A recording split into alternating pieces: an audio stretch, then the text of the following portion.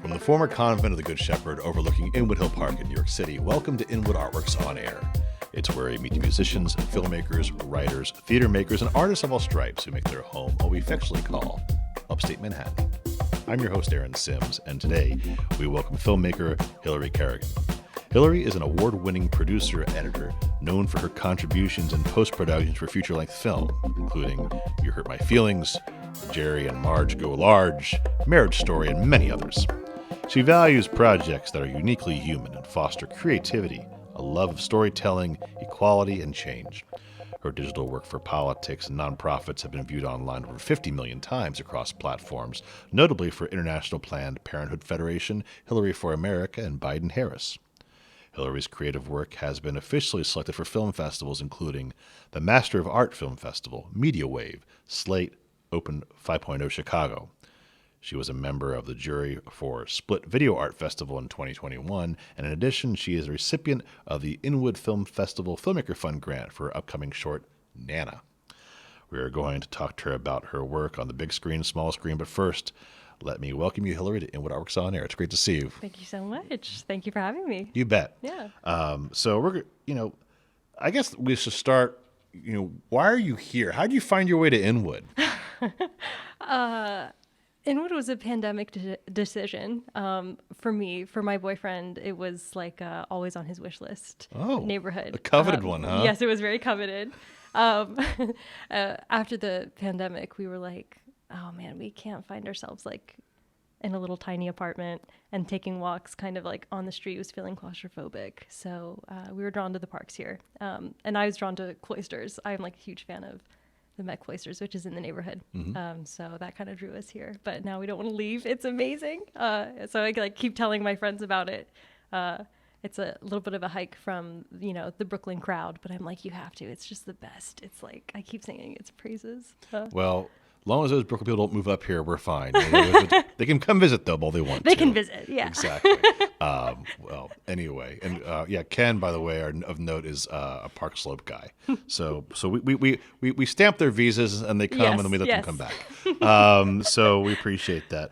And what led you to a career in the glorious world of editing, which you never see really touted about. But to me, that's where the film's made. Yes. That's the direction. Yes. I love editing. And I didn't grow up as a young kid being like, wow, I really want to get into editing films. No one does. No, yeah. It's like saying, that's like the actors saying, what I really want to do is design lights. No one ever says that. No. And you just don't know really what goes into any of it. I grew up being affected by like the magic of movies, as we all are. And then you just spend a lot of years decoding what that magic meant to you, or like what made it feel that way. Right. Or that's sort of how I sort of found my way through it. I went to college for a radio TV degree, and the reason I found myself in that program was because I thought I would score films. So I had an interest in music in high school, and I thought that's probably what makes movies so magical for me. It's like the score, it has to be. That's what's so emotional. Yeah. Like that's the thing that's getting all this payoff, right? So I tried to learn, MIDI, like instrumentation, like how could I get my piano into the computer so that I could get that music to like a different format of musicians, or into editing software, I guess, for people, and I was trying to make sense of that. And in that process, in that program, found editing software, so that was sort of the beginning of it all. What did you have at the time? What was that music editing software? Sibelius? In the beginning, no, I was like a little like Logic fan. Okay. Yeah, sure. And also like very crude like Windows Movie Maker, and like because it allowed me to do stuff, you know. It's very early, and then moved into Final Cut, and then learned about Premiere, and now in Avid. So you just kind of just like finding your way constantly and working through all the nooks and crannies. I also took radio and TV courses and used the Roland. Oh my gosh, cool. Yes. That was what I literally cut my teeth on. Oh, cool. Very cool. Yeah, and Avid was there too. Sure. Yeah, absolutely. Oh, yeah. Well, something you said though, I want to kind of touch on and enlarge, if you will. It's like,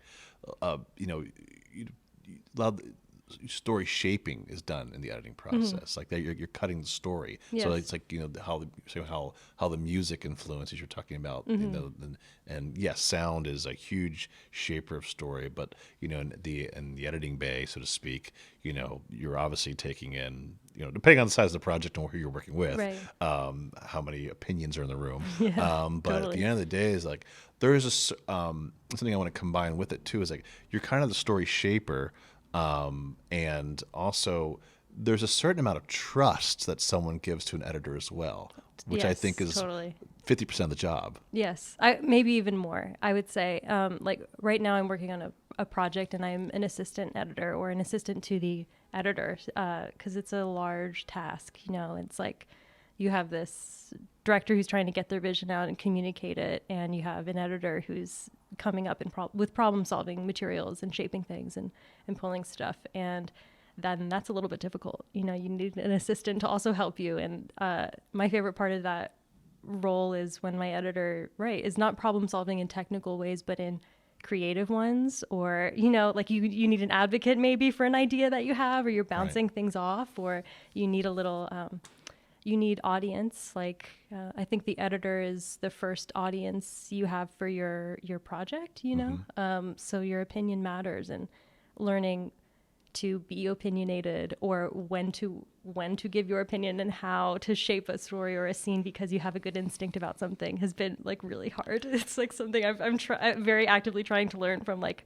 the editors I get to be around. It's a skill. So I guess, and it's kind of a nice segue, is saying, you know, inviting people in and to that process is something you have to do for your own short, Nana, that you're working on. Oh my gosh, so let's turn our attention to that. Okay, yeah. So where did that come about, that idea come about? I guess the best way to start asking the question is, what kind of relationship do you have with your grandmother? My relationship with my grandmother is pretty fine. This whole short, this is like, it's kind of embarrassing how it came about. I think I might have written to you very early in when I applied. Maybe I have. The story is about a grandmother who's sort of like wanting to have a relationship with her granddaughter, and her granddaughter like knows her grandma. It's like we all kind of know our grandparents, but like how well do you know them? Like, you know, As people. right? Just as a normal human being, and as You a know them friend, as their even. role as Exactly. You know them as the role yes. as your grandmother, Yes. but outside of that, you forget it. Yes. And it's like, yeah, also like, you know, people are a little bit, I think, you know, there's all sorts of weird entanglements with family. Maybe you don't align with someone politically. Maybe you're ageist and you don't even know it as a young, dumb kid. Like there's a lot of like factors into why you're not being fully yourself around the people you're with, even though they're family and they're trusted. So I was interested in exploring that because I had written my Nana a letter, and I was like, I want to get to know you. I was like, you know, I haven't talked to you in ages. Like I talked to you at Thanksgiving, you know, and we say hi, but you know, I just want to get to know you a little bit. And I sent her like all these questions because I read a New York Times article. It was like 25 questions to ask people to like get like to help fall in love or something. And I was like, I want to fall in love with my Nana. Like, let's do it. Let's do it. And so I asked her like 15 questions, and I sent this letter, and she never replied to it. And still to this day, I'm like, Nana, like I don't have the courage to ask her like, what the hell? Like where? What? Because like, then you would know her as a happened? person to say Yes, that. because I don't want to know the answer. Like, what did she read it? And she's like, what is my granddaughter on? Or like, you know, it's like the mystery of my life. And like every time I see her, I'm like, do I want to ask? And She's I the New don't. York granddaughter. Yeah. Yes. So this is like, instead of me confronting my actual feelings or my own grandmother, I was like, I'll write a script instead. Like, it's like, it's ridiculous. That's funny. It's so silly, but the story's been really sweet. And I think then probably you're going to show her the movie. I when think it's I'm going to done. show her the film. Yeah. I'd be like, so did It's did just you your get- fault. Your fault, Granny. Did you get this letter? It's my. I told a friend this about someone in a writers group the other day because they were asking me the same question, like, what's this project about? And I told them, and they said, you know, it would be amazing. Like, what if you like addressed it to the wrong place? Like, she's like, you're just lucky. Like, someone didn't receive it and like start writing back to you. And I was like, wow, that is the feature length version of Right. this project. That's such a good idea. Should have met you sooner. Or the series, the first season. Yes, You yes. just keep sending out letters, and they keep it going to different people. So this story, so people are going to be disappointed. Post Whoever office listens box. to this podcast, when they ever see this short film, they're going to be like, oh, okay, it's fine. Because this sounds so cool. But that's the origin story of Nana and the writing of it. That's very inspirational. And you're very, it's a very healthy self health aspect to this whole thing. Just like Emotional. people, like, Some people go to therapists. You Yeah, write no, letters, that'd and be good. I'm going to listen to this podcast back and be like, you know what? I really do need to go to therapy. Like, okay, it's enough is You're enough. like, as long as Aaron Sims is in the neighborhood, it's enough therapy for everybody right there. So obviously, for those, the do-it-yourself short film, people, but you have this great, as we were talking earlier in another podcast, somebody else on the filmmakers, you wear a lot of hats, right? And sure. so kind of, bridging the conversation and learning about your editing and your assistant editing and things like that. It's like how many hats are you wearing on this project, and and are you a good delegator, and to help you, like who's going to have your ear, Yes. or if anybody. Yep. Yeah, definitely. I've been trying to, as much as I can, like I've assigned myself my roles, and I'm trying to honor that role that I assigned myself as best I can.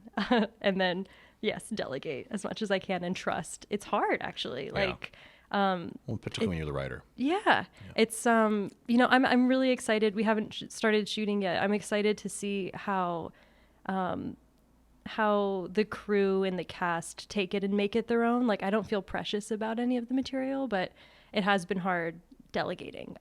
There is a total control freak part of you that I've just had to quiet. I'm just like, not today, not on this one. I wrote it, and I wanted to write it because I really wanted to just try directing. I wanted to just experience shaping, not in the editing room, but before you even get there.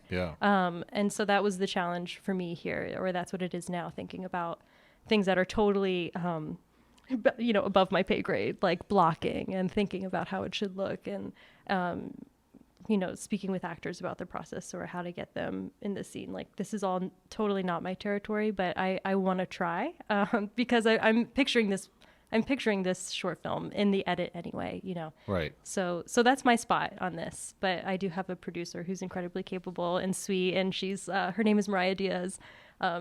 She's incredible. So anything I need ever, it's like I mention or whisper something, and there's like 5 emails out, and she's already met with someone, Okay. So that's kind of how it's looking. Do you have your Nana yet cast? We can't spill too much here. Well, we don't say who I it have is. a favorite. Yes, yeah. I Let's have see this. a total favorite in my pocket, but I haven't cast Natalie. So I have like my. Who's I the you character? instinctively Natalie's know. the you character. Yep. Ish. Yes, the granddaughter-ish. Yeah. Yes. Oh no, she's totally me. You haven't said Natalie yet, so that's why I'm Oh yes. Yep. directing our listeners. Yes. Yep. Natalie is the granddaughter, very much totally based on me, and then Nana is the Nana. And there's a girl. There's her friend Jasmine. So. And what age is Natalie in this, by the way, too? I've tried to keep it open-ended. Like, I put her in her 20s. And with casting, which is also, again, completely new territory for me, I know, like, I can see who I picture for this role, but I didn't want to, like, put myself into a corner with it. Like, who's to say she couldn't be, older or younger? So I left these things a little open-ended, more than I wanted, just to see if my instincts would prove, like, if I saw someone who fit my bill exactly, and it was just the right fit, or if someone could surprise me, and people have. So It's wonderful. You put large brackets on things. I didn't want to assign race or It's very age. theatrical, too, by the way. It's like very theater ways. Film is less forgiving, I find. I found in my experience that a lot of film directors are and they write for a very specific. There's not a lot of imagination sometimes in film. The casting directors are kind of like, they're going to be 17 to 20 to 22, and they're going to be blonde, they're going to be 5'5", and that's it. And I feel like I really appreciate you're more of a theater person. It's like saying, want to see what they bring to the table, and they could be brunette, or they could be whatever. And it's very Very good. Well, we're trying. That's also, I think, the beauty of like an independent project. Yeah. You know, there's reasons people have to really zone in their casting. Yeah. And I get that. You have to cast them by this date and it's going to have to happen. Who do you want? You know, but not here. Not here. Not on Nana. So you're kind of saying we're in pre-production right now, we'll say, Yes. in many Yep. ways. Yep. So I'm going to give you a question that I would normally say to some people saying, hey, do you have any advice for people along the way who are trying to do what you do and stuff like that? So I'm going to put a little twist on it, I think, Okay. in the moment here, I'm thinking of this. What advice do you want to give yourself before you go any further with your film? About Like, relax. No, I'm kidding. I'll let you go. I'm sorry. No, that's great. It's, you know what? Yeah. That's a perfect, valid place to start from, honestly. But it's like, No. you know, as you start, seriously, as you launch, and it's interesting because once you're in it, you can't see outside of it. Right. It's Yes. hard. It's harder to Yes. anyway. Yeah. And so you're launching into this. So Yes. as you're shaping this project, what advice do you want to give yourself now, as you're entering your next phase? Well, I guess I just want to keep repeating advice that was given to me from, I guess, a few people by now. One was Mariah Diaz, who's again producing, and thank God, because you'll hear she's younger than me and like way wiser than I am. I want to meet her. She's amazing. I will introduce you. Yeah. You know, she could see me when I just got the grant and I had the script. I come from producing and editing, so immediately I was like, producing, like, let's get into it, let's schedule everything, like logistics, go now. What are you doing this weekend? Go. Here's 14 versions of how we can schedule it and when. And she's like, how is the writing? You know, and I was like, oh, the writing. Oh, right. You know, and she just sort of gently reminded me that, you know, we know that film or a project happens in stages. You have research development, you have pre-production, you have production, you'll have post, which you're very good at, you know, and then you'll have this release period where it's out there. And she's like, don't cheapen and don't rush a stage just because you feel very interested in another, you know. She's like, because you're going to get there. And I think that was like so sobering. I was so shocked to hear her say that. And I was like, okay. But then I like looked at her like my producer and I was like, well, how much time, you know, do I have? You know, and Because she's I like, want to move on to the other thing. right. And she's like, until it's ready, like until you're ready and it's good enough. And I hate that. That's like a total therapist answer right there. We've noticed a trend, people. We're going full circle here, folks. No, Very good. but totally. I think it's incredible advice for anyone. And that's something I'm repeating to myself, which is I know now for a fact with the writing, it is much closer and it's in a spot where I'm like, oh, okay, there's not really too much more to do here. It is what it is. And I'm not precious with it. I've given it out again to trusted people to read again or for the first time. And yeah, it's ready. So then you just naturally push into your next Very spot. wise, having the screenplay, the writing, we'll say, in a place where everyone feels at home with it, particularly you, the director, and the producer, because as being new for you, and I think I can echo this on behalf of a lot of filmmakers who do shorts and works in the short form, you really have hours to get what you need done. And there is always going to be a host of things that happen, for better or for worse, on the set. There'll be happy accidents. You're like, oh, cool. We'll keep that. And then there'll be other things going, oh my gosh, we're going to have to wait until that construction jackhammering Yes, stops. yes, Who knew yeah. they were going to be here today? Again, speaking just kind of, you only have so much time. So there isn't a lot of opportunities to really rewrite Right. on the script, Yes. and actors sometimes will feel like they're the writer and try to Yes. and put their and sometimes it's welcome and sometimes it's not. Right. But I think it's great to have that phase somewhat, like I said, in a place where you're happy with it, and before Right. you move on, and then let the creative process, dictate Right. the other things. Or just, confident enough to let it morph, something you just said reminded me, and I won't get this quote right, and people can look it up on the internet to get it perfect. But do you remember there's like Nora Ephron in an old interview, may she rest in peace, she's like my absolute favorite. She said something like this, which is, your writing is never done. And in fact, it actually gets rewrites from everyone. And this is a paraphrase now at this point, totally. But she said, you hand it over to a DP, and the way they view it is a total rewrite of what you saw in your head. And that DP goes to a production designer, and they put furniture out that you never saw, and they rewrite it. And for better or for worse, it's a new thing now. And then the actors are on that furniture, and they're acting in a way you didn't think that it wasn't in your video, like in your film in your head. And everyone rewrites what you wrote. And you as a director you can rein it in as much as you want, or be as militant as you want, which also can yield really beautiful results. But there's also a real strength and a beauty, or hopefully that's what I want to practice now, is being fluid with something, and allowing people to see what they want to see. It's all very well said, and I think that's very true. And I think that the idea is that another metaphor. It's like you're as the writer, you have the spine. Right. It's like you've created the spine for everything to be hung off of. Yes. Like everyone's going to build it, and it's going to build off of that spine. Yeah. And then and also to kind of like, again, we talked about earlier, is that you're giving, you're not just giving, you're not giving anything away, you're inviting people to work on this.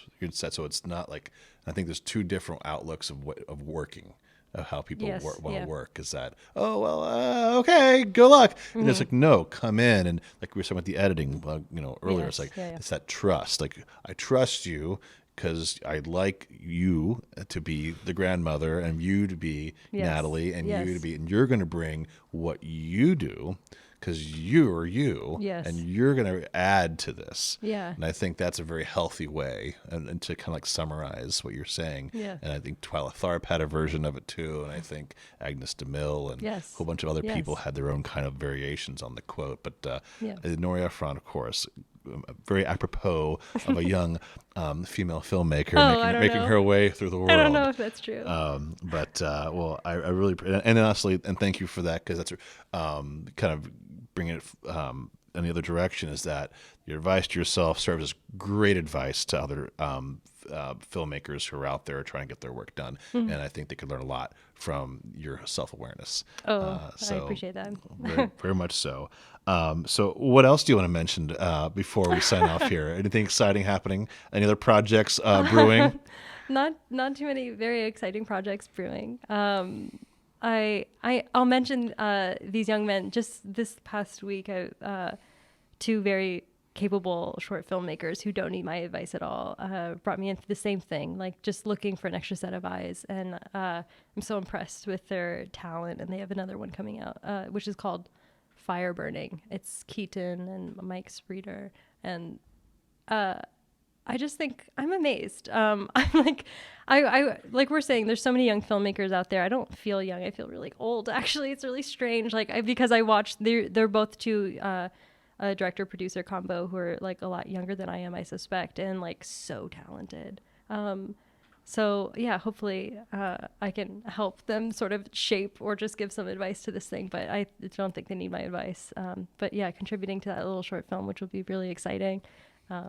Nana, which will be coming out soon. And no, nothing else to plug unless I'm a Nicole Holofcener fan. That was my assistant editing.